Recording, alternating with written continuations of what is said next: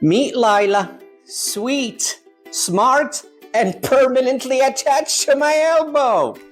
Layla, it's just one math problem. Breathe. You got this. In this short, you'll learn how to help overly dependent students go from help me to watch me without needing 17 high fives per worksheet. Step 1. The legendary 3 before me rule. Ask a friend, reread the instructions, and yes, check your own notes. Step 2. Give them a reference sheet because we love a laminated lifeline. Step 3. Celebrate tiny wins, even if they only wrote their name without asking first.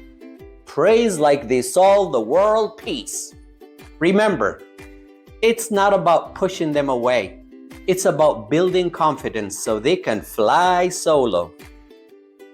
Eventually, follow at Dr. Najd Teaches, where clingy turns into capable and laughter is part of the lesson plan.